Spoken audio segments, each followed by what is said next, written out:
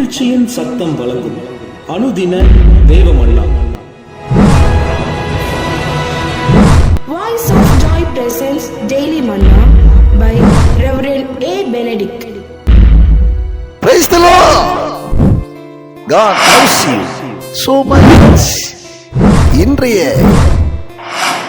தேவ மன்னாவாக நாம் தொடர்ந்து தியானித்து வருகிற 18ஆம் சங்கீதத்தினுடைய 2ஆம் வசனம்.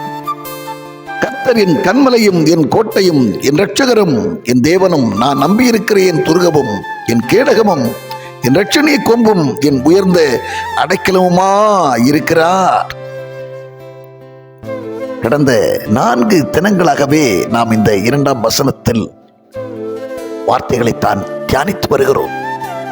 இன்று 5வது தினமாக ஆண்டவர் நமக்கு இந்த வசனத்தின் கடைசி வார்த்தையாக அவர் நமக்கு உயர்ந்த அடைக்கலமாயிருக்கிறார். கர்த்தர் நம் உயர்ந்த அடைக்கலமாயிருக்கிறார் இருக்கிறார். அவனை கேட்கிற அன்பான தேவச்சனமே, அவர் நம்மை உயர்ந்த அடைக்கலத்திலே வைக்கிறவராகவும் நமக்கு அவர் உயர்ந்த அடைக்கலமாகவும் இருக்கிறார். பழைய ஏற்பாட்டின் காலத்திலே எதிரிகளுக்கு தங்களை தற்காத்துக் கொள்ள அடைக்கல பட்டணங்கள் இருந்ததாக, அவர்கள் ஒளிந்து கொள்ள தங்களை தற்காத்துக் கொள்ள மறுவிடமாக அடைக்கல பட்டணங்கள் கட்டப்பட்டிருந்தது. இன்றைக்கு நம் ஆண்டவரே நமக்கு அடைக்கலமாயிருக்கிறார். அவரை அண்டி வருவோருக்கு, அவரே தஞ்சம் என்று அவரை நாடி வருவோருக்கு அவர் அடைக்கலமாயிருக்கிறார். அடைக்கலம் தருகிறவராய் இருக்கிறார், பாதுகாப்பு தருகிறவராய் இருக்கிறார். அவரே நமக்கு உரிய பாதுகாவலாய் இருக்கிறதுனாலே நாம் அஞ்ச தேவையில்லை. பிரியமானவர்களே, அஞ்ச தேவையில்லை. நம்மை தொடர்ந்து வருகிற சத்துருவின் கிரியைகளுக்கு அஞ்ச தேவையில்லை. ஏனென்றால் கர்த்தர் நமக்காக யுத்தம் செய்கிறவராய் இருக்கிறார். நீங்கள் சும்மா இருங்கள். இன்றைக்கு காண்கின்ற எகிப்தின் சேனைகளை நீ என்றைக்குமே காணாதிருப்பீர்கள். கர்த்தர் உங்களுக்காக யுத்தம் செய்வார் என்று வேதம் சொல்லுகிறது. நீங்கள் சும்மா இருங்கள், நீங்கள் சும்மா இருங்கள். கர்த்தர் உங்களுக்கு உயர்ந்த அடைக்கலமாய் இருப்பார், கோட்டையாய் இருப்பார், பாதுகாப்பாய் இருப்பார், இருப்பார், இருப்பார்.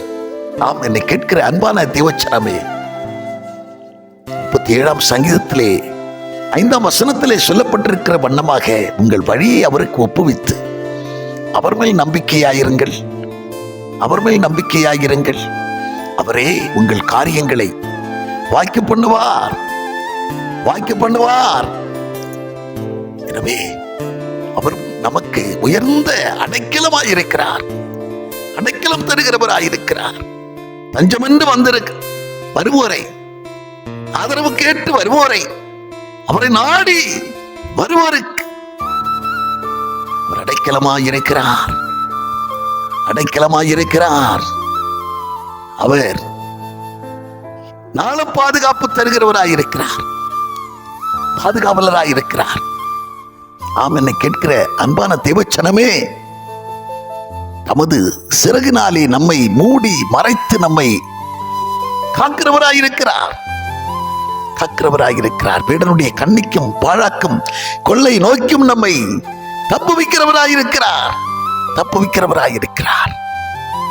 அவனை கேட்கிற அன்பான தேவச்சனமே, அவரிடத்தில் வாஞ்சியாயிருங்கள், அவரிடத்தில் நம்பிக்கையாயிருங்கள். என்னிடத்தில் வாஞ்சியாயிருக்கிறபடியால் நான் அவனை விடுவிப்பேன், என் நாமத்தை அவன் அறிந்திருக்கிறபடியால் உயர்ந்த அடைக்கலத்திலே வைப்பேன், உயர்ந்த அடைக்கலத்திலே வைப்பேன்.